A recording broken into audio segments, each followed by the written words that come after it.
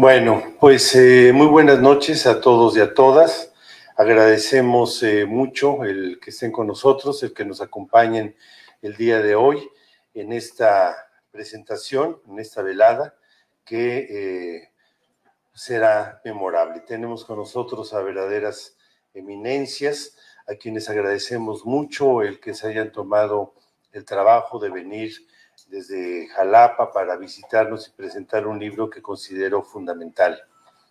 Y bueno, muchas gracias también a ustedes por acompañarnos y honrarnos con su presencia.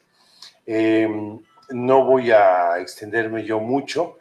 Es habitual que se haga la presentación del libro, pues la harán el doctor Juan Ortiz Escamilla, Agustín del Moral Tejeda, Alfredo Delgado Calderón.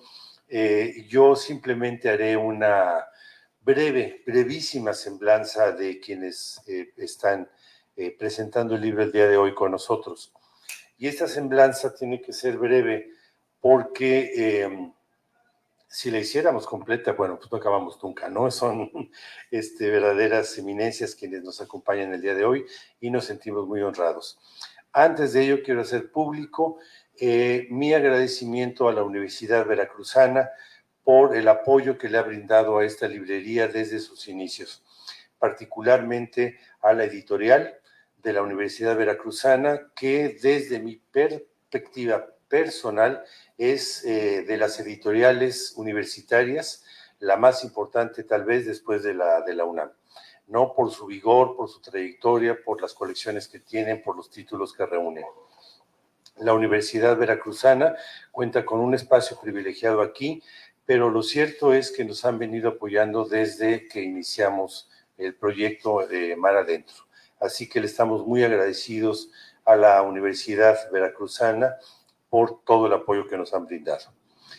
Voy a presentarles a los ponentes de esta obra que considero fundamental. Ellos hablarán sobre la historia general de Veracruz en su segunda edición, esta vez en 2 tomos. Y seré muy breve. Juan Ortiz Escamilla es doctor en Historia por el Colegio de México, es investigador de la Universidad Veracruzana desde 1997, se desempeñó como director del Instituto de Investigaciones Histórico-Sociales durante muchos años, muy fructíferamente, y desde el 2022 es secretario académico de esta casa de estudios, me refiero a la UV, a la Universidad Veracruzana. Pertenece al Sistema Nacional de Investigadores, al SNI, nivel 3, y es miembro de número de la Academia Mexicana de la Historia. Es reconocido por sus trabajos sobre la historia de la guerra en México, especialmente la Guerra Civil de 1810, y sobre la formación y desempeño de las Fuerzas Armadas durante la primera mitad del siglo XIX. Ha escrito varios libros, capítulos de libros, así como artículos y ensayos en publicaciones en México, España, Colombia, Venezuela, Bélgica, Francia, Argentina, el Ecuador y en los Estados Unidos. Entre los premios que ha recibido Juan Ortiz Escamilla se encuentra el premio Silvio Zavala por el libro Guerra y Gobierno, los pueblos y la independencia de México. También obtuvo el reconocimiento al mejor artículo sobre el siglo XIX y el premio Francisco Javier Clavijero a la mejor investigación histórica que otorga el INAH por el libro El Teatro de la Guerra, Veracruz 1750-1825. Y aquí me cortan la semblanza, yo no sé por qué no mencionan, por ejemplo, el libro sobre Calleja, que es fundamental, es una obra magnífica que recomiendo ampliamente, o bien Ayuntamientos, que coordinó el doctor Juan Ortiz Escamilla y donde él participa también, tiene también coordinó una obra sobre la historia natural de la flora y la fauna en el estado, entre otras muchas cosas, ¿no? Agradecemos mucho al doctor Juan Ortiz Escamilla que esté con nosotros el día de hoy. Alfredo Delgado Calderón cursó las licenciaturas en Antropología Social y en Arqueología en la Universidad Veracruzana, así como la maestría y el doctorado en Historia en el Centro de Investigaciones y Docencias en Humanidades del Estado de Morelos. En su vasta experiencia profesional, destaca su desempeño como investigador y jefe de la Unidad Regional Acayucan de la Dirección General de Culturas Populares. Fue responsable del Programa Nacional de Museos Comunitarios y Ecomuseos en el sur de Veracruz y ejerció como subdirector nacional de Arte Popular de Culturas Populares. Es integrante del Sistema Nacional de Investigadores del CONACYT y autor de varios libros. Yo recuerdo con mucho cariño El pájaro carpintero, que no sé si fue tu tesis de maestría o es un liberazo que habla sobre la cultura sotaventina y sobre el son jarocho, pero también tiene libros y estudios sobre la afrodescendencia, sobre Yanga, en fin, es un especialista en el sotavento veracruzano particularmente. Y bueno, ya me perdí. ¿Dónde estaba? Decíamos que es autor de algunos libros y desde el 2006 ha sido profesor del Instituto Nacional de Antropología e Historia, Centro INA Veracruz, siendo responsable del Museo de Sitio de San Lorenzo Tenochtitlan, por citar parte de su quehacer. Actualmente es director del Museo de Antropología de Jalapa del MAX. Y bueno, Alfredo ha sido también un excelente gestor cultural que ha hecho trabajo, ¿no?, en pro del desarrollo de los pueblos indígenas, particularmente en el sur de Veracruz, en la región de Acayucan, en Soteapan, etcétera. Está con nosotros también Agustín del Moral Tejeda. Él es novelista, periodista, traductor y editor. Realizó estudios de ciencias de la comunicación en la Facultad de Ciencias Políticas y Sociales de la Universidad Nacional Autónoma de México, la UNAM.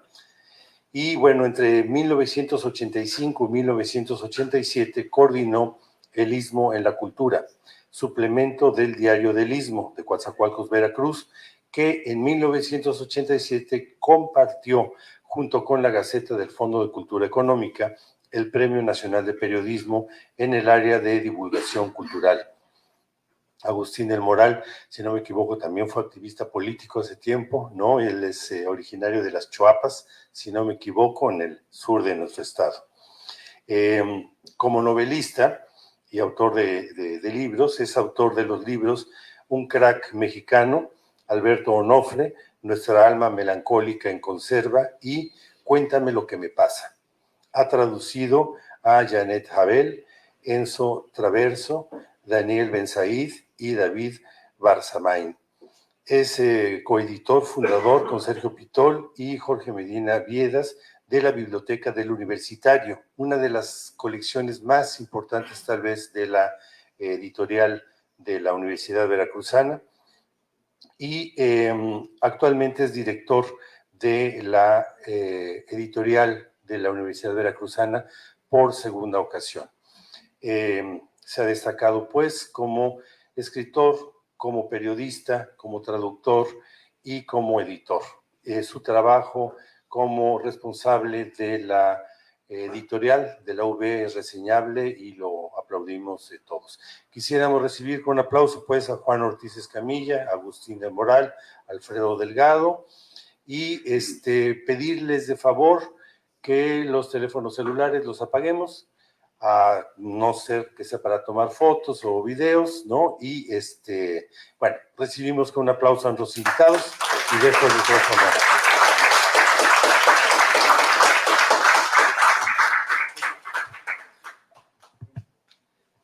Bien, pues antes que nada, buenas noches, muchas gracias por su... ¿Sí me escuchan, verdad? Sí. Bueno, pues decía que antes que nada, pues buenas noches, muchas gracias por su asistencia, por su participación.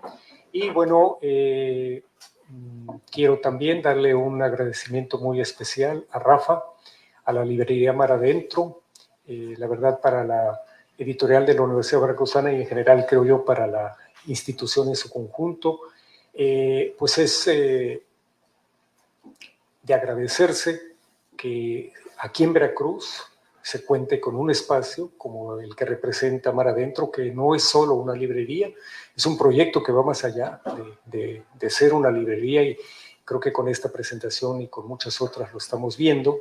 Y bueno, pues agradecerle en primer lugar la distribución, la venta aquí en el puerto, en esta librería de los títulos de las publicaciones de la editorial de la Universidad Veracruzana y eventos de esta naturaleza, la editorial de la UB el último viernes de cada mes organiza una presentación aquí, ¿no? Entonces, pues Rafa, muchas gracias. Óscar también, muchísimas gracias. Óscar, un viejo amigo, viejo compañero de trabajo. Y bueno, pues estamos aquí para presentar la historia general de Veracruz. Juan, comienzo contigo. Juan, bueno, ya lo dijo Rafa, es uno de los coordinadores junto con Martín Aguilar de este título. En la presentación se habla, Juan, de que es una nueva edición, ¿sí? En 2 tomos, que en abril de 2011 apareció una primera versión en un tomo de la historia general de Veracruz. Se menciona ahí que no fue fácil hacer esta nueva edición. ¿Podrías un poco contarnos en términos generales cómo fue este proceso? Buenas noches. En primer lugar, yo quiero agradecer muy sinceramente a la librería Mar Adentro, a Rafa, esta experiencia de estar con ustedes para hablar de historia, para hablar de lo que nosotros hacemos.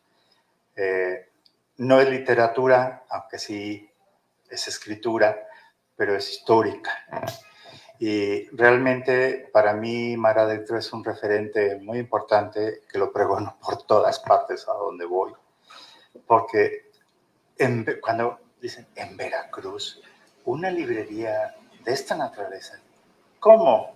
Si ahí nomás bailan. No, hay cultura, hay identidad, hay otra historia.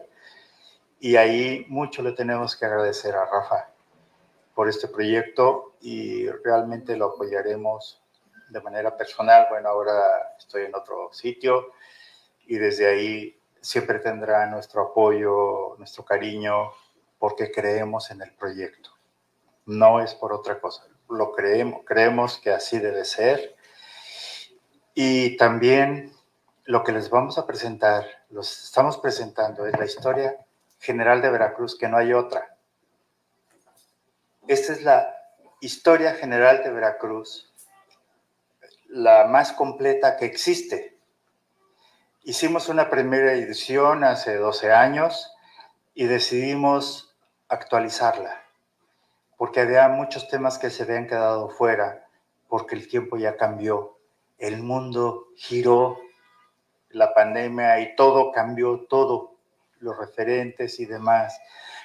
Por lo tanto, esta historia patria del siglo XIX que nos habían enseñado ya no nos decía mucho. Y fue cuando un grupo de colegas, con el actual rector, bueno, ahora le toca ser rector y a mi secretario académico, no estaba programado, se los juro, cuando hicimos esta historia. Pero es muy bonita porque es una historia interdisciplinaria. Es una historia que se puede contar, que ustedes pueden leer desde el sentido cronológico, ver desde la época de los olmecas, las sociedades mesoamericanas, la conquista española, la construcción de la época colonial, de cómo se fue formando y demás. Se fue dando toda esta relación de manera tan impresionante, pero contada desde una perspectiva más humana, no acartonada de la historia pasó así y demás, no. Entonces, lo que en esta historia, contamos una historia humana a lo largo de 500 años. Ustedes pueden leer esta historia de manera cronológica o por capítulos. Y esta nueva historia, algo que tiene, por ejemplo, incorporamos el tema de género, de las mujeres, el tema que ahora, en la edición anterior se había quedado en 1953, cuando las mujeres consiguieron el voto, el derecho al voto electoral. Y ahora en esta nueva edición, la autora continuó con el estudio para abordar los problemas del presente. También está el tema ambiental de esta historia, de cómo se fue transformando el paisaje del estado de Veracruz y llegar hasta el presente. Entonces es una historia de ida y vuelta. De las cosas nuevas que tenemos ahora también, por ejemplo, y que casi a nadie le importa, y que a veces nos equivocamos y decimos, la 4 veces heroica Veracruz. Veracruz fue 5 veces heroica, que el otro día se lo corregí, no sé a qué profesor. Digo, no, es que Veracruz sufrió todas las guerras internacionales en el siglo XIX, todas pasaron por aquí y fueron 5 veces en un siglo que la sociedad veracruzana se enfrentó a un enemigo exterior. Ese es un capítulo precioso, muy bonito, escrito por uno de mis alumnos, Héctor Strobel del Moral, donde cuenta todas estas historias, pero además con imágenes que encontró en los archivos en Francia, en España, en otros lugares, que realmente es muy, muy, muy interesante. También hay otros temas donde se desglosaron. Había el tema de la conquista y colonización, no. Antes era uno solo, ahora hicimos 2. Vamos a analizamos el proceso de la conquista, lo que significó, pero desde una perspectiva moderna, con el uso de los códices indígenas, que esa versión, esa historia, esa visión de la conquista no se había estudiado. Siempre se había visto desde las fuentes españolas, de los conquistadores. Por eso hablaban de la noche triste y hablaban...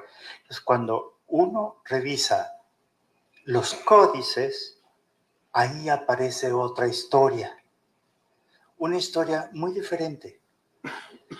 No estamos diciendo que una sea mejor que la otra, sino simplemente que la debemos tomar en cuenta para poder entender nuestro presente. Si no, no entendemos nada de todo lo que está pasando hoy actualmente. Otro de los temas que se incorporaron a esta nueva historiografía, que es de mi autoría, que es la Segunda Guerra Mundial, que esa sí les llega, ¿verdad? Está más cercana. Es un tema, la Segunda Guerra Mundial pareciera que en México pues, no pasó nada. No, sí pasó, y pasó muchísimo, pero no lo conocíamos. Y en el estado de Veracruz en particular, desde los miembros del Escuadrón 201 que se fueron a la guerra, que eran veracruzanos, que fueron reclutados, toda esa historia sí aparece ahora. Y todo el tema ambiental, por ejemplo, de todos esos megaproyectos que tienen que ver con la parte ambiental, la ampliación del puerto, el Caballo Blanco de la minera que estaba allá en Alto Lucero, o el Río de los Pescados, que son proyectos muy grandes, pero que tienen una historia y que tenemos que contar y que tienen que ver con nuestro presente. Entonces, todas estas cosas, por eso ahora ya no es un volumen, son 2, porque incorporamos muchas cosas nuevas que hacían falta en el primer volumen. Y por eso es importante que la revisemos. Insisto, la pueden leer de manera cronológica o de manera temática. Eso es lo bonito y es lo interesante de esta historia, que ojalá sea de su interés, porque también es su historia. Es así.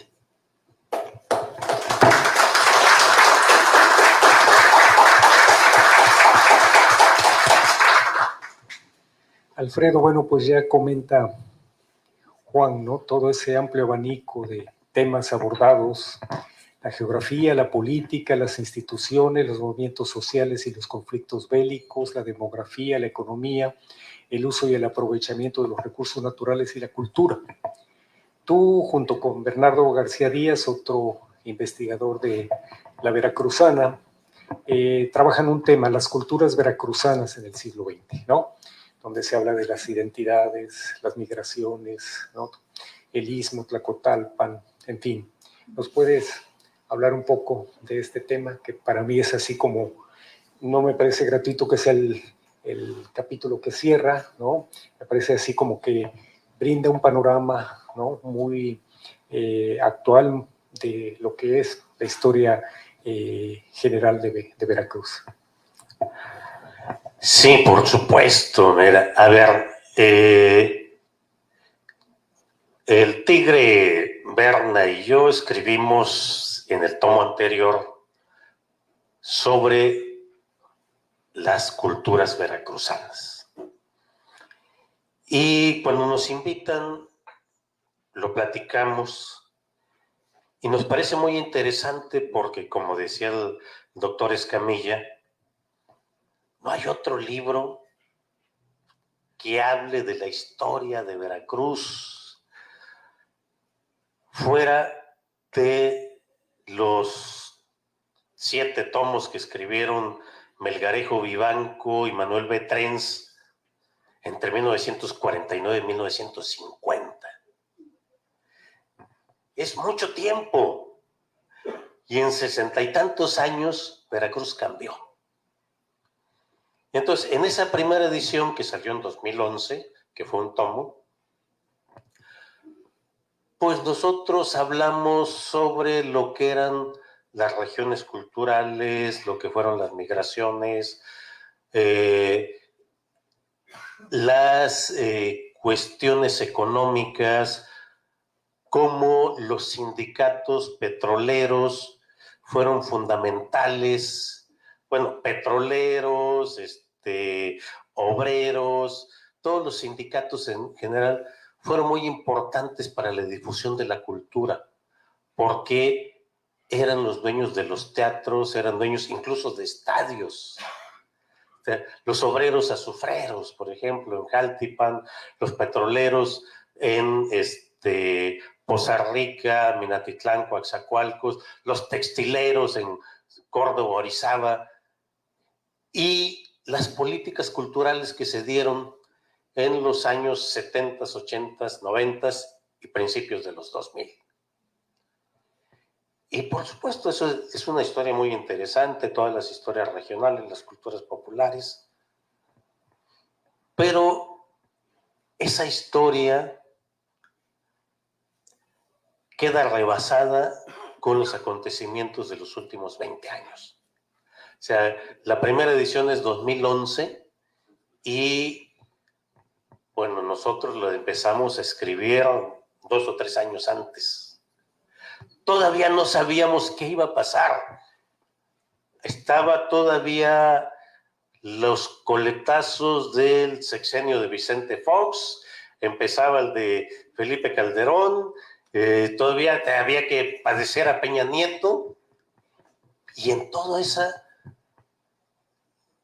aparentemente no hubo cambios significativos, pero cuando nos proponen ampliar esta historia y ver hacia atrás, vemos que nos habíamos quedado prácticamente en 2010.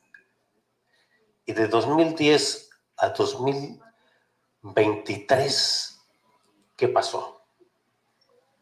Pasaron muchas cosas. Primero, que el Estado se empieza a retirar de la promoción cultural. Primero con Vicente Fox, que cierra todos los programas nacionales de apoyo a la cultura. No se veía tanto el cambio porque la Dirección General de Vinculación Cultural retoma parte de los proyectos. El Estado sigue financiando parte de la cultura popular. Pero con Felipe Calderón se cierra toda posibilidad. Y con con Peña Nieto, peor.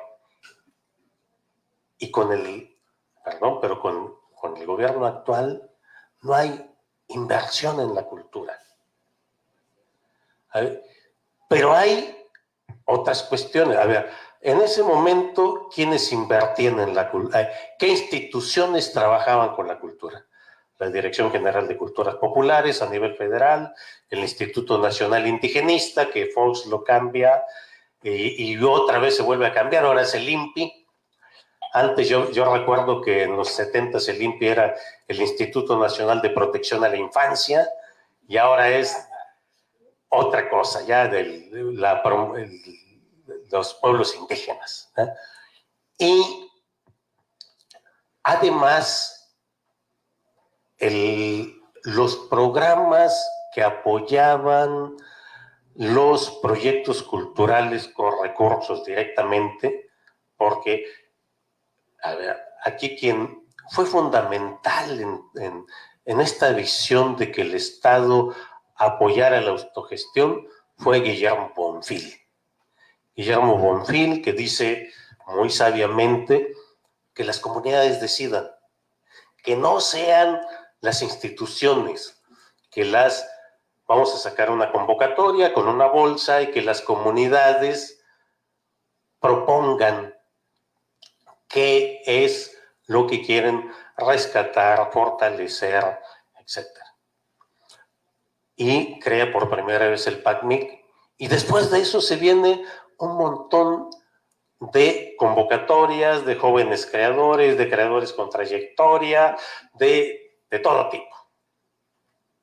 Pero cuando llega Fox, eso casi se acaba, con Calderón se acaba y con Peña Nieto ya no hay recursos simplemente. Es más, desde 2004 se empiezan a cerrar plazas de promotores culturales y la concepción cambia.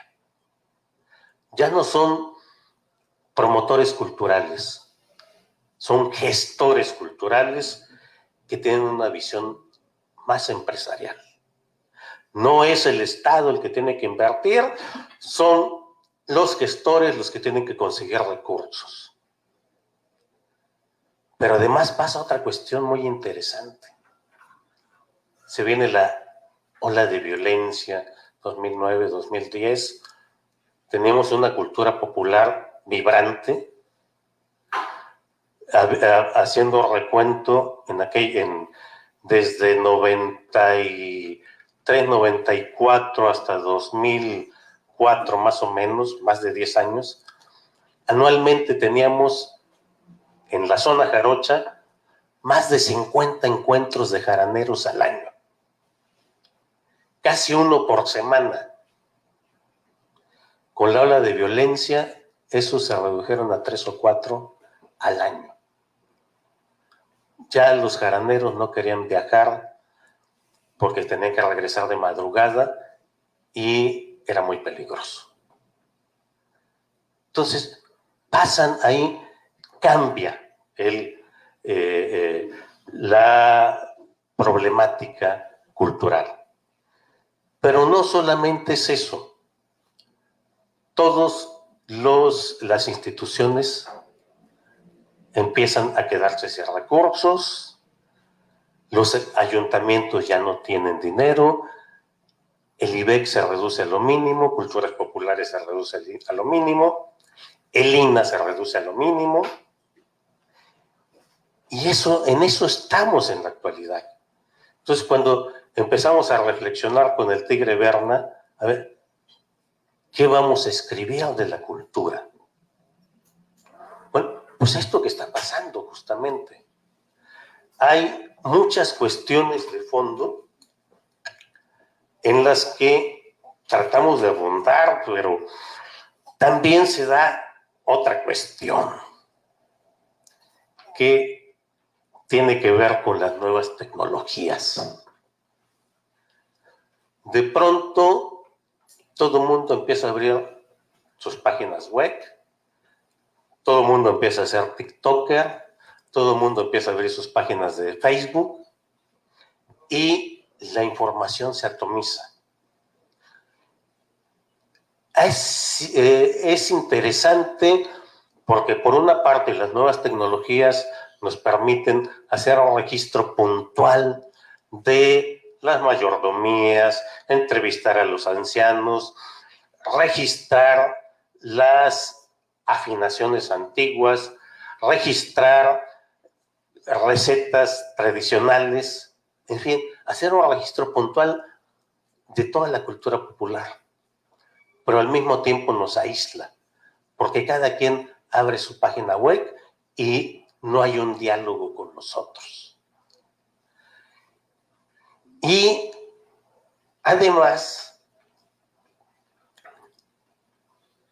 antiguamente, yo les decía, los sindicatos fueron importantes, los sindicatos, los ganaderos, los azufreros, los sindicatos de los ingenios, pero después de los años 2000 entran en crisis, eran dueños de estadios, eran dueños de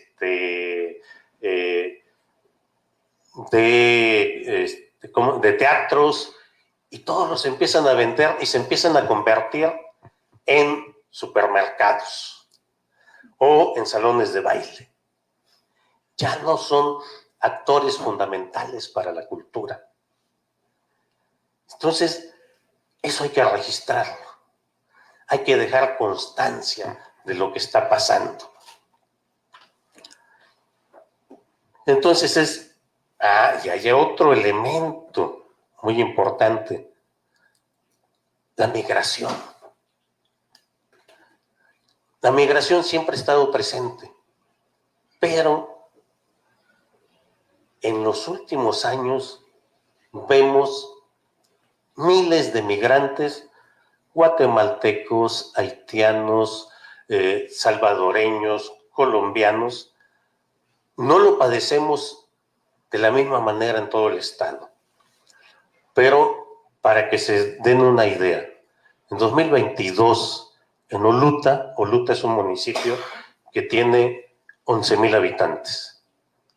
En un municipio de 11,000 habitantes había 6,000 migrantes de todo tipo: haitianos, cubanos, guatemaltecos, hindúes. O sea, ¿qué huella van a dejar en la cultura veracruzana? Todavía es muy pronto para saberlo. No ha pasado suficiente tiempo, pero por ejemplo, yo he visto gente afrodescendiente. Llego a la Deo de Acayucan y veo 30 o 40 afrodescendientes con su alfombra rezando hacia la Meca. Veo salvadoreños y guatemaltecos casándose con jaltipanecas o con olutecas. Que estamos en un mundo globalizado. Pero además,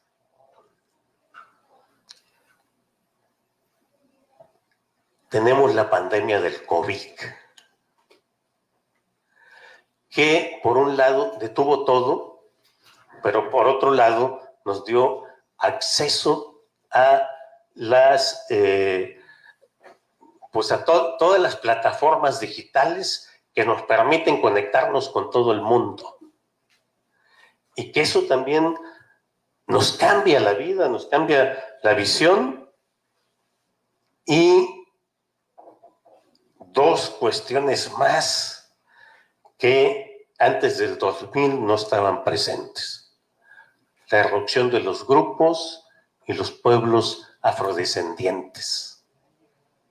No los teníamos. Hablábamos de los afrodescendientes en la historia, pero de pronto estos pueblos y estos grupos empiezan a exigir derechos, y en 2019, algo así, hacen un Congreso Nacional en Mata Clara, y ahorita hay una ley estatal sobre pueblos y grupos afrodescendientes.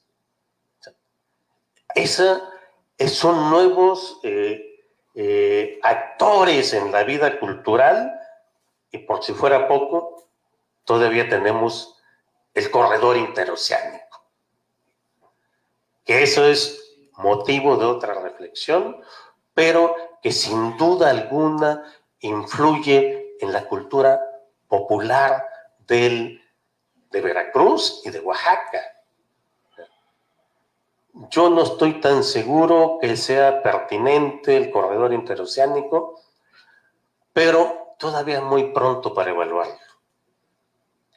Mucha gente pensaba que el corredor interoceánico iba a recuperar aquella vieja grandeza del Ferrocarril Nacional de Tehuantepec, donde se subía la gente, sobre todo las tecas, a vender totopo y la gente a vender popo y camarones.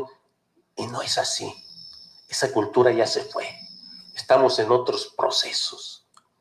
No sé qué va a pasar. Pero la historia es desde ayer. Y eso es lo que tratamos de hacer nosotros. Es cuanto.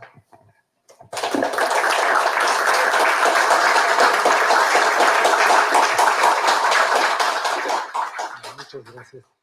Juan, hablaste al principio de, digamos, como un propósito que se buscó con esta nueva edición. Hablabas, digamos, de una historia más humana. Hay un nombre, hay una figura que se menciona en más de una ocasión en el libro, Enrique Florescano, ¿no? Él, pues, para quien no tenga alguna referencia, egresado de la Universidad Veracruzana, del estado de Veracruz, es nativo del estado de Veracruz, bueno, lamentablemente ya falleció, en fin, y bueno, siempre fue una presencia al interior de la universidad. Me gustaría un poco escuchar tu opinión sobre... Claro, yo creo que el doctor Enrique Florescano es un referente muy importante, incluso para entender nuestro presente, que fue su objetivo de vida, entender el presente que le tocó vivir, y siempre desde una perspectiva del pasado. Y yo creo que estos libros son los que alimentan la historia, y hacemos un homenaje al doctor Florescano, porque él decía, es que de nada sirve contar una historia del pasado que no le diga nada a la gente del presente. Es decir, era muy importante para él que los habitantes del siglo XXI veracruzano entendieran ese pasado para ubicarse en el presente. Y él fue un gran promotor de esta interdisciplinariedad, que es un gran proyecto que él encabezó para entender a la sociedad, no de manera temática, ni monotemática, ni mucho menos. El ser humano en el medio ambiente. Porque el medio ambiente, sin el medio ambiente, nadie de nosotros estaríamos vivos. Necesitamos de él. Entonces, uno de los grandes proyectos que iniciamos porque yo formé parte de ese proyecto, era cómo relacionamos a los habitantes del presente con el medio natural, del que nos proveemos de todos los alimentos.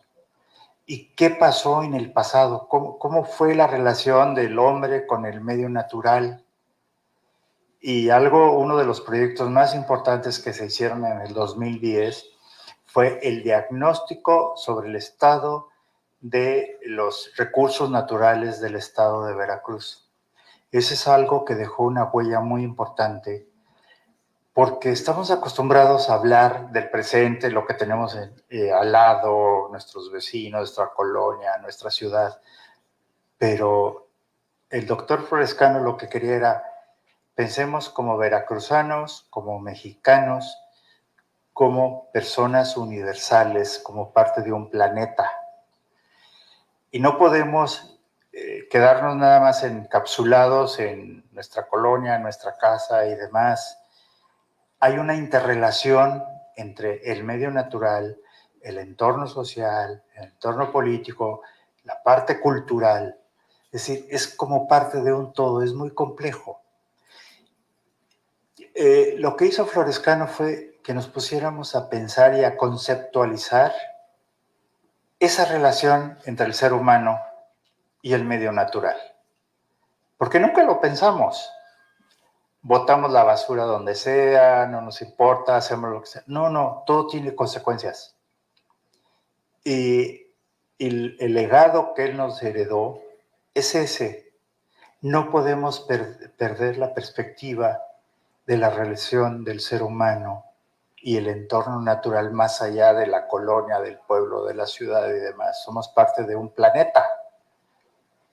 Y lo que sea, aunque sea mínimo y demás, tiene consecuencias. Y eso lo estamos viendo precisamente en la ciudad de Veracruz, que es donde por este capitalismo rampante y demás están acabando con las dunas, secando las lagunas y demás. Todo eso va a tener consecuencias. Y el cambio climático, que ya lo veíamos hace 12 años y que sería como muy pasado, pues ahora lo estamos viendo ya como muy presente. Lo de Acapulco yo creo que fue algo que impactó a todo el mundo porque nunca, nadie se lo imaginó. En el caso de Veracruz, dicen, bueno, los nortes pegan en el sur o pegan en el norte, pero la ciudad de Veracruz, por su situación geográfica, no le pasa nada, pero igual le puede pasar. Llega un huracán. Miren, hubo un huracán en 1552 que destruyó la Antigua. Si ustedes van a la Antigua, van a ver donde están las cadenas y la ceiba donde Cortés amarraba las naves. Si ustedes se fijan, la distancia que hay entre la ceiba y el río son como 100 metros. Entonces, yo muchas veces me preguntaba, ¿y cómo Cortés amarraba las naves así a 100 metros? Hasta que me encontré ese documento en el archivo de 1552, donde hubo un huracán que desvió el cauce del río 100 metros. Imagínense el tamaño y la potencia de ese huracán para que la ciudad, la antigua, desapareció. Y muchas veces no estamos pensando en la naturaleza. Eso nos puede pasar. Lo que le pasó a Acapulco ahora le pasó a la Antigua hace 500 años. Pero nos puede volver a pasar y no estamos preparados para ello. Pero, como lo dice Agustín, como lo dijo Alfredo, los tiempos han cambiado. Los parámetros y los criterios para evaluación y demás han cambiado. La humanidad ha cambiado y no nos hemos dado cuenta. Esta historia, por supuesto, no lo va a resolver, pero sí podemos contar una historia del pasado que nos llega hasta el presente. Alfredo, ahorita en tu intervención hubo un elemento que me llamó la atención. Yo no sé qué tan válidos sigan siendo aquella clasificación primer mundo, segundo mundo, tercer mundo, pero hace algunos años, no muchos, yo leí un ensayo, un artículo que me pareció bastante interesante, porque se hablaba del cuarto mundo, y el cuarto mundo era el resultado, o es el resultado de las migraciones, ¿sí? Tú acabas de mencionar lo que pasa en el sur del estado, ¿no? Con ese verdadero complejo cultural, ¿no? Racial, lingüístico, en fin. Mi pregunta es esta: ¿dónde queda? ¿Se puede hablar de una identidad veracruzana o de identidades veracruzanas hoy en día? ¿Qué papel juega, digamos, este factor, el factor migratorio? Bueno, es muy complejo, pero a ver. Mira, yo creo que sí se puede hablar de las identidades veracruzanas. Tenemos muchas regiones culturales. No es lo mismo Zongolica que la Huasteca, que la Sierra de Sotiapan, que el Veracruz central, que la zona de Córdoba, Orizaba. O sea, Veracruz se define más por su diversidad que por su unidad. O sea, diversidad y que en el libro se ve, diversidad geográfica, climática, biótica, cultural. Tenemos una diversidad impresionante, pero si lo reflexionamos, Veracruz es costa y desde hace mínimo 20,000 años, los grupos precerámicos han estado migrando. Sabemos que pasaron el estrecho de Bering y sabemos que se fueron hacia el sur. ¿Y por dónde van a pasar? Por el centro del país es muy montañoso. Van a pasar por las costas. Y ahí los arqueólogos apenas estamos buscando esos primeros pueblos precerámicos. Todavía no tenemos ni la certeza.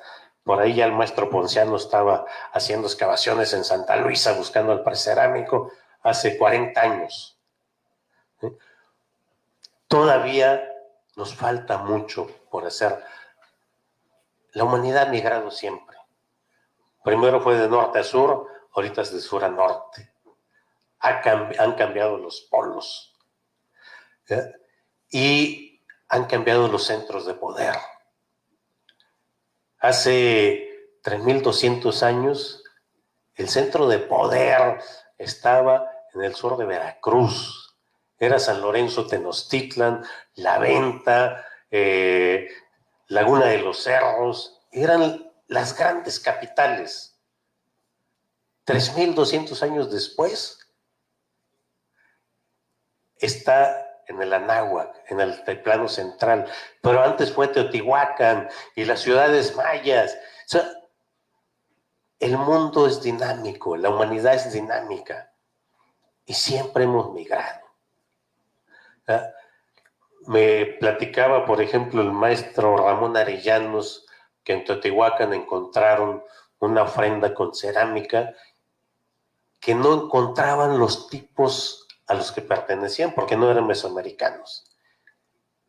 Y cuando se ponen a estudiarla, era la cerámica tipo papagayo de Costa Rica. Y hace poco me mostraron una figurilla hecha en molde, en oro, de Colombia, que es una copia de una figurilla que tenemos en el Museo de Antropología de Jalapa, que apareció en la zona de Remojadas, pero cuyo molde el maestro Beberido encontró en Juan Díaz Covarrubias. Entonces, la movilidad ha estado, o sea, la sociedad es dinámica. Entonces, ¿qué podemos decir de la cultura? Pues que siempre se está moviendo, no es estática. Y bueno, pues eso se lo vamos a ver en el libro. Esto que les digo no aparece en el libro porque no venía al caso en ese momento, pero en el libro aparecen unas cosas fabulosas. O sea, yo quiero insistir en el libro. ¿Por qué? Vuelvo otra vez. Hay una breve historia de Veracruz y una historia de una Veracruz, breve historia de que se editó en 2011, 2012, pero esta es una historia estatal, interdisciplinaria, de varios autores, que toma varios temas, porque yo quiero volver a la cuestión de la Segunda Guerra Mundial. ¿Por qué? Porque la Segunda Guerra Mundial es de las menos estudiadas en México. Tuvo sus efectos. Pero, por ejemplo, el doctor Escamilla menciona todos los barcos alemanes e italianos que se incautaron en la Segunda Guerra Mundial. Y eso es importante porque siempre nos dicen que los alemanes hundieron el barco Las Chuapas y el Tuxpan y el Potrero del Llano y todo de la flota mexicana. México no tenía una flota petrolera.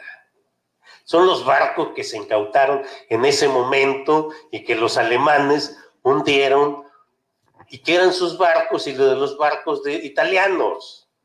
O sea, y el Orinoco, que fue uno de los barcos que estaba aquí en Veracruz y que era un barco de pasaje que incluso llevó a al grupo mexicano que fue a competir en las Olimpiadas de Alemania. Entonces, son los barcos que se incautaron y incluso se le acusaba a México que le vendió petróleo a Japón, a Alemania, a Italia, y luego esos barcos se los incautó y ya el petróleo ya lo habían pagado. Entonces, murieron muchos mexicanos ahí, por cierto, sí. Pero a ver, ¿qué otras cosas pasaron en la Segunda Guerra Mundial? Primero, que a todos los japoneses que vivían en México se les quitaron sus propiedades. Y entonces muchos de ellos, para que no se les incautaran, las pusieron a nombre de sus vecinos, de sus amigos, y luego no se las devolvieron. Y se les concentró en Perote, en la fortaleza de Perote. Y hace poquito, bueno, cuando Teofides cerró el penal de Perote, apareció una placa donde se decía justamente, esos marinos decían que estaban en un campo de concentración y que eran los marinos de tales y tales barcos y que vivían en condiciones deplorables. Y nadie habla de eso.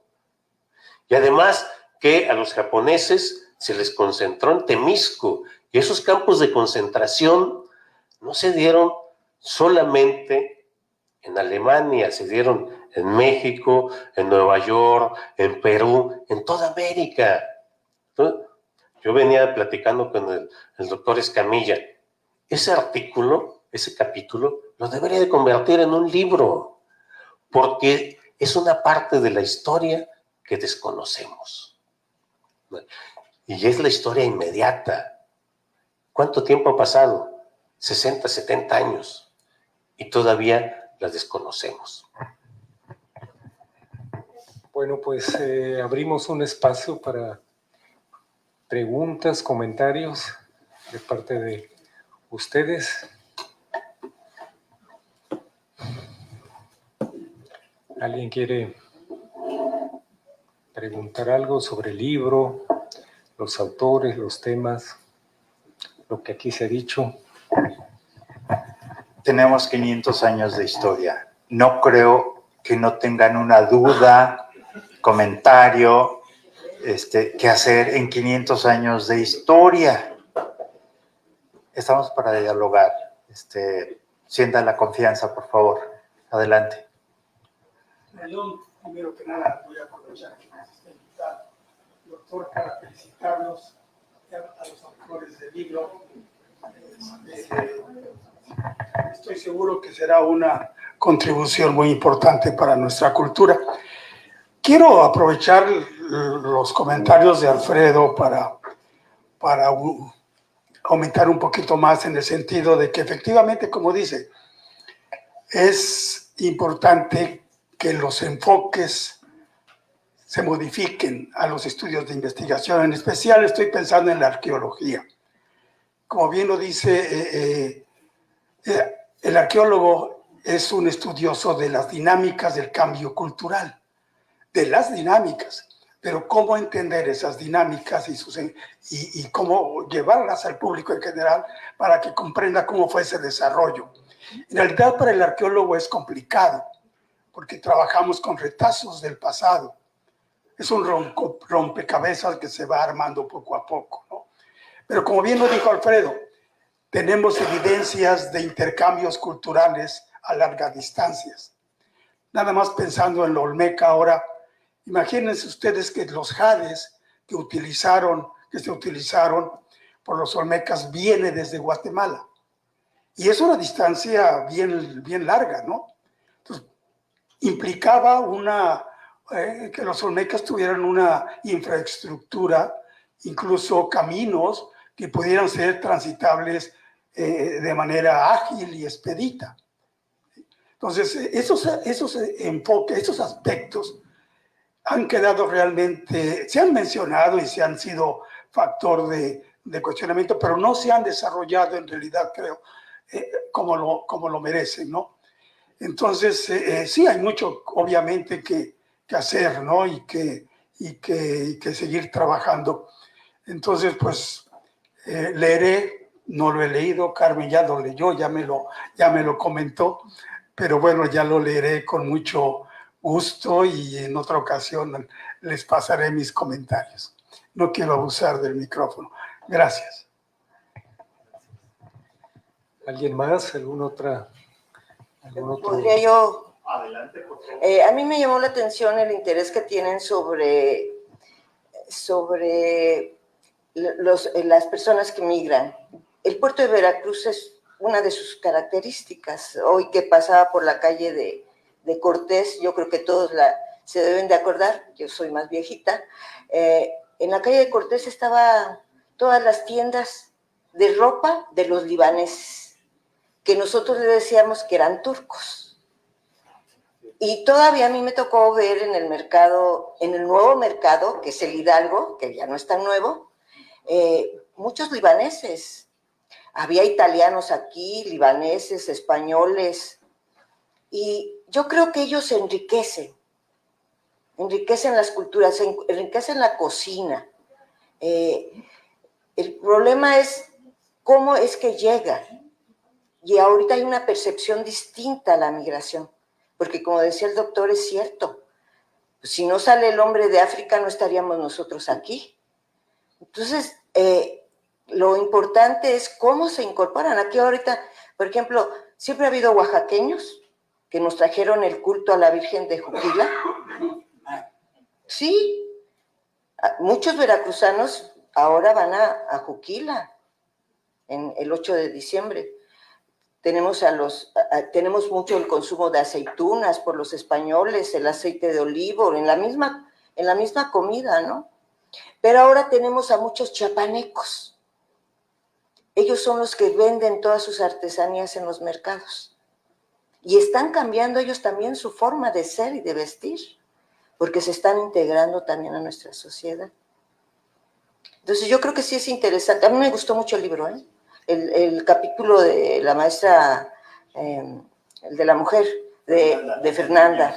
Sí. El de Alfredo, que está muy actualizado.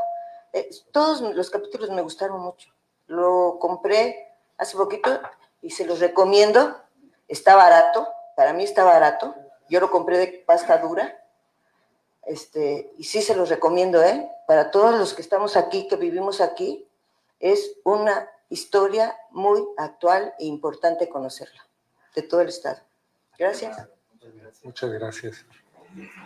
¿Alguna otra intervención? Juan, ¿quieres? Perdón, no quisiera... Les paso el micrófono, por favor.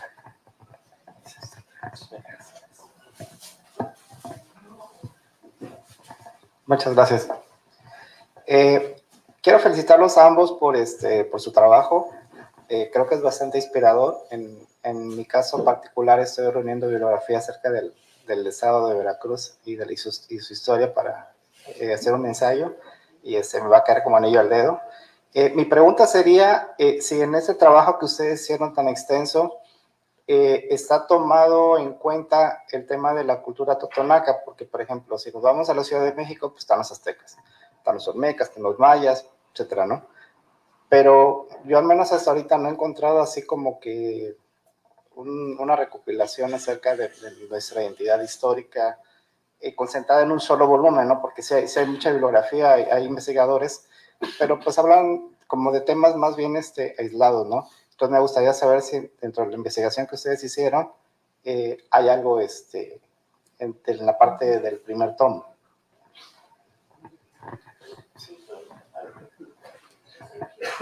Mira, sí hay de los totonacos, de hecho hay uno que Teofide publicó, hay una edición así de lujo y otra para la prole que se llama El arte de ser totonaca,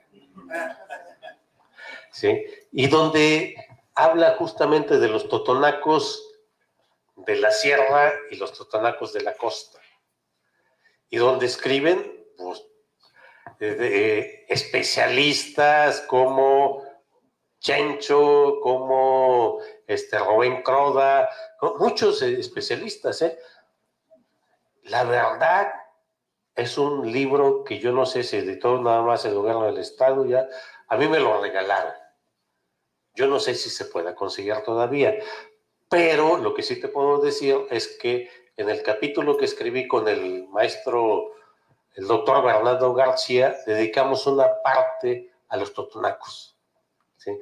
A describir el Totonacapan y la Huasteca, porque pareciera que fueran lo mismo y no lo son, tienen una historia diferente. No pudimos abundar como quisiéramos, justamente porque es un libro muy amplio, pero sí lo tocamos en el último capítulo, en el tomo 2. En el artículo de Sergio Vázquez sobre la arqueología del estado de Veracruz, ahí también lo tomo. Hay dos artículos de arqueología, uno sobre los olmecas, que es de Florescano, y el otro que es de Sergio Vázquez, que es muy buena recopilación en la arqueología del estado. Sí, que a ver, qué bueno que hablas de la arqueología, porque miren, es que tenemos ahí un problema en general. Cuando se empieza, miren, hay una historia, yo les hablaba, la historia de Veracruz, que escribe Melgarejo y Manuel Betrens. El primer tomo lo escribe Melgarejo y es sobre la historia prehispánica. Pero la escribe en se publica en 1949. Eso ya está rebasado. Pero, a ver, por ejemplo, en Papantla, las esculturas, los bajorrelieves, todo, del maestro Teodoro Cano, retoman las caritas sonrientes como si fueran totonacas. Y no lo son. Son de la cultura remojadas. La cultura remojadas es totonaca, es náhuatl. ¿Qué es? Todavía no sabemos a estas alturas. O sea, es muy complicado, no porque no sepamos, sino porque faltan investigaciones. O sea, faltan recursos, sobran arqueólogos, faltan recursos para definir quiénes son los totonacos. ¿La cultura remojada tiene que ver con los totonacos o no? A ver, ¿por qué? Porque encontramos caritas sonrientes hasta entre zapotes, por ejemplo. Y las encontramos hacia el norte hasta el Viejón. ¿Qué son? Son un estilo, es una cultura. O sea, todavía, a ver, los totonacos, a ver, llegan muy tardíamente a la costa del Golfo, hacia el 900 después de Cristo, y bajan de la Sierra Norte de Puebla. Eso nos lo dice Medellín Senil, por ejemplo. O sea, y antes de eso, ¿qué eran?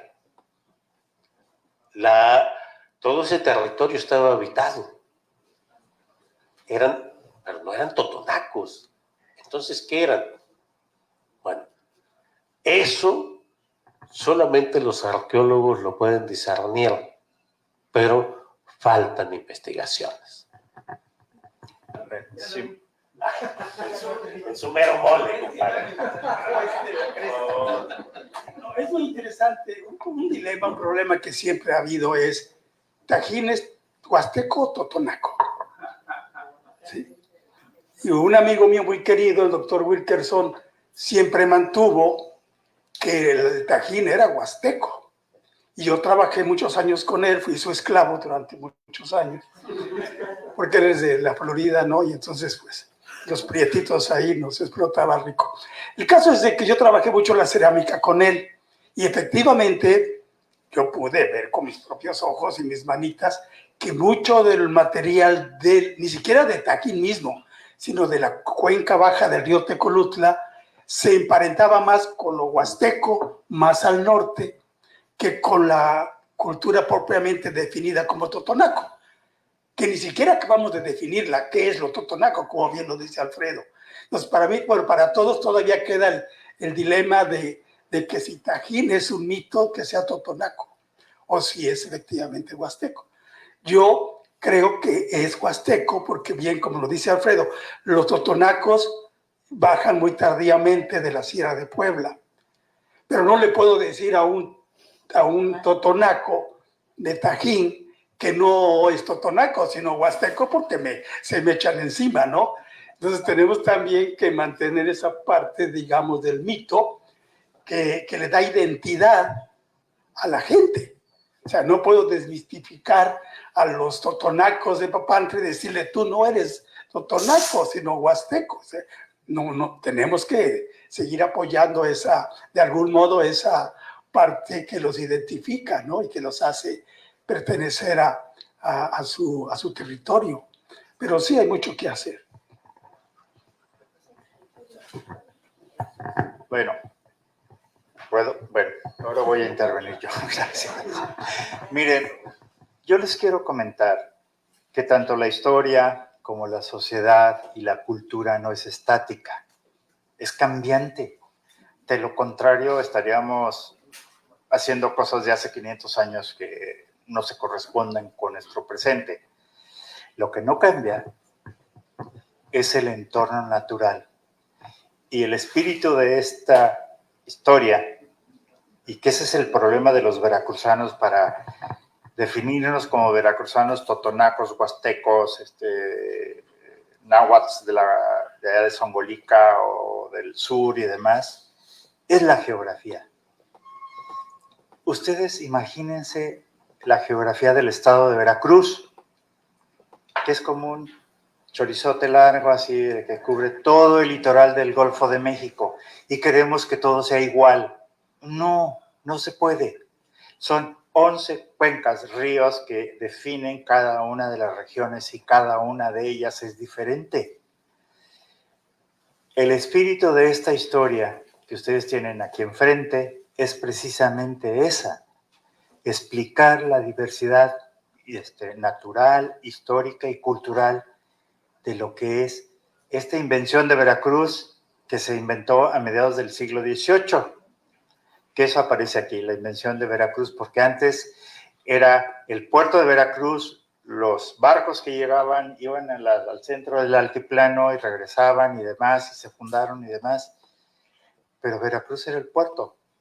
Pero fue a mediados del siglo XVIII, con las reformas borbónicas, cuando comenzó una nueva política de Estado y demás, cuando los ingenieros militares recorrieron todo este territorio y lo empezaron a definir como la provincia de Veracruz.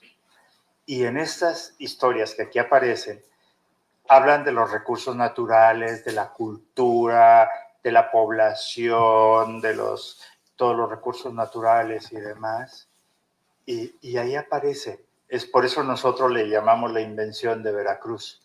Porque antes de 1780, Veracruz era el puerto, no era lo que es hoy.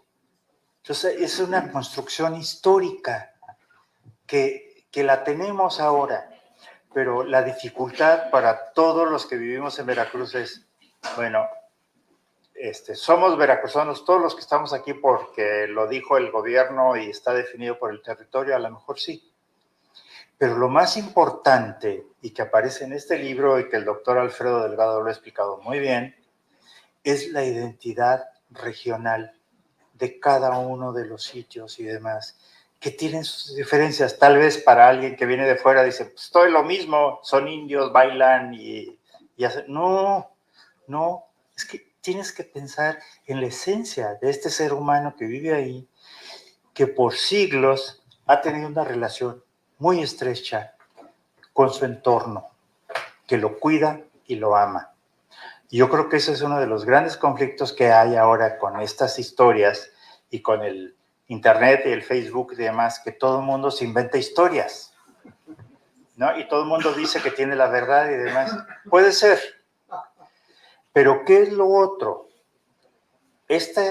Lo que sí nos queda claro como historiadores es que esta historia patria del siglo XIX que se inventó para construir un sentido de identidad del Estado-Nación de México, de decir, todos somos mexicanos, indios, negros, mestizos y todos somos mexicanos. Ya no hay diferencias raciales como en la época colonial, que ese era el problema. Ahora, todos somos iguales. Entonces, cuando se construyó ese concepto de identidad, de la mexicanidad, ahí se borraron todas estas partes que diferencian a un grupo de otro de todo el territorio nacional. Ahora, lo bueno de esta globalización es precisamente eso, que emergen todos estos grupos que han existido, no se lo inventaron, ahí han estado siempre. Dice, no, yo tengo derecho a expresar mi voz, mi sentir y decir que mi cultura es importante. Y esto ha pasado en todo el territorio nacional mexicano.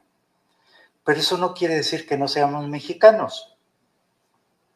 Sí, somos mexicanos, pero la mexicanidad es precisamente esa diversidad cultural que se ha vivido por más de 500 años o 1000 años, no sé cuántos. Eso es México, esta diversidad de la que ha hablado el doctor Alfredo Delgado. Y eso no lo podemos perder de vista.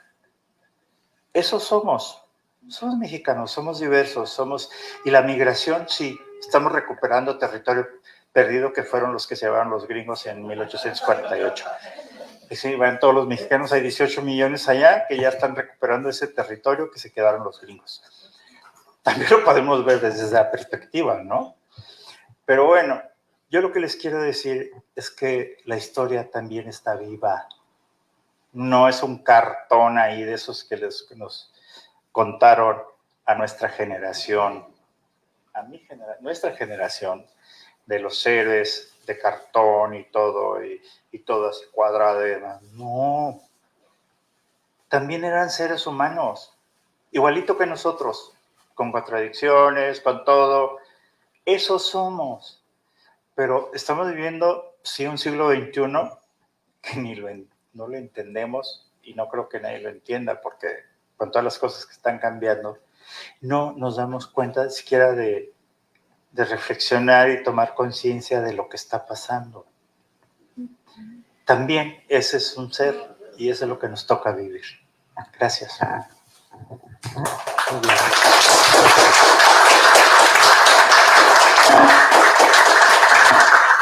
Bueno, pues creo que si no tienen alguna otra pregunta, comentario, pues damos por concluida esta presentación. Les agradecemos su asistencia. A Rafa, de nuevo cuenta, muchísimas gracias.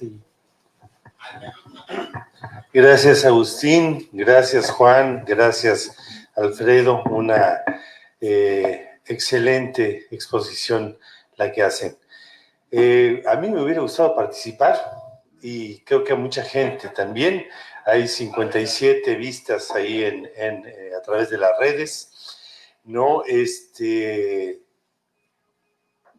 no voy a empezar a meter cizaña, pero creo que así como la historia es dinámica y el mundo es cambiante, como bien lo han señalado aquí, también la historiografía y la escritura de la historia va cambiando, ¿no? Y estos libros de los cuales nos habla Alfredo Delgado, escritos en 1950, habrán visto la historia de Veracruz, uno de los estados más complejos, más diversos, más protagónicos en la historia del país. Fue capital de la República en la época de Carranza, fue el escenario de todas las invasiones gringas que se hayan podido imaginar, fue en fin, ¿no? La forma de escribir la historia también cambia.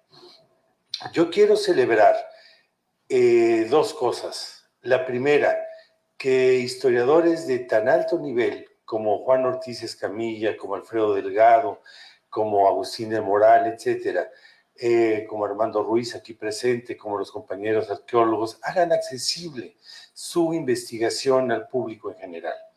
Y este libro tiene esa virtud. Es un libro escrito por investigadores de altísimo nivel, del primer nivel que tenemos en México. Bueno, Enrique Flores Cano, está Juan Ortiz Camillo, o sea, ¿qué quieren que les diga, no? Y es un libro que se puede leer para mortales como yo, ¿no? O sea, que no somos historiadores que nos la vivimos metidos en los archivos del Archivo General de la Nación. No, la podemos leer nosotros y enterarnos de nuestra historia. Una virtud más que veo en este libro es la cuestión de lo abarcador que es, del arco histórico enorme que nos presenta, ¿no? Desde la cultura olmeca hasta la historia del presente, ¿no? De las migraciones, que introduzca la cuestión de género, la cuestión de la afrodescendencia, de las identidades, etcétera. Y finalmente, quiero felicitar a la editorial de la Universidad Veracruzana por lo accesible que vuelven los libros al público en general. Mucha gente dice, yo no leo porque los libros son caros. Bueno, esta maravilla de libro cuesta 200 pesos, ¿no? Entonces, por favor, ¿no? O sea, es más caro ir al cine, a Cinépolis, a ver Lluvia de Hamburguesas 2, ¿no? Y comprarse unas palomitas que tener en sus manos esta maravilla, ¿no? Es un libro que abarca toda la historia de Veracruz, escrita por especialistas de altísimo nivel y que se vuelve accesible al público de una forma extraordinaria. Este es un trabajo y un esfuerzo que hay que reconocerle y celebrarle a la Universidad Veracruzana y a la editorial de la Universidad Veracruzana. El volver accesible para todos nosotros estas maravillas, y me refiero también a ficciones, en fin, a todas las colecciones, pero esta en particular es una maravilla que yo recomiendo ampliamente. Está disponible aquí para todos ustedes y bueno, es imperdible, no por la calidad de quienes escriben en ella, por la temática, la diversidad y la comprensión del estado de Veracruz en toda su riqueza, en toda su complejidad. No, si alguien tiene algo que agregar o añadir, pues con mucho gusto. De otra forma, bueno, a las personas que nos acompañan a través de las redes, muchas gracias por hacerlo. Nuestro reconocimiento a la Universidad Veracruzana el primer viernes de cada mes, y gracias Rodrigo García, Nelly Palafox, el Instituto de Investigaciones Lingüístico-Literarias de la UB está presente para hablarnos de algún tema, y el último viernes de cada mes la editorial de la Universidad Veracruzana está presente aquí en Mar Adentro para presentar algún libro. Entonces, bueno, gracias a la Universidad Veracruzana por hacer posible que esto sea no una bodega de libros en venta, sino un espacio vivo que reúne, que convoca y que nos permite compartir, generar contenidos y invitar a la reflexión. Entonces, bueno, pues muchas gracias. Vamos a despedir con un enorme aplauso a nuestros invitados.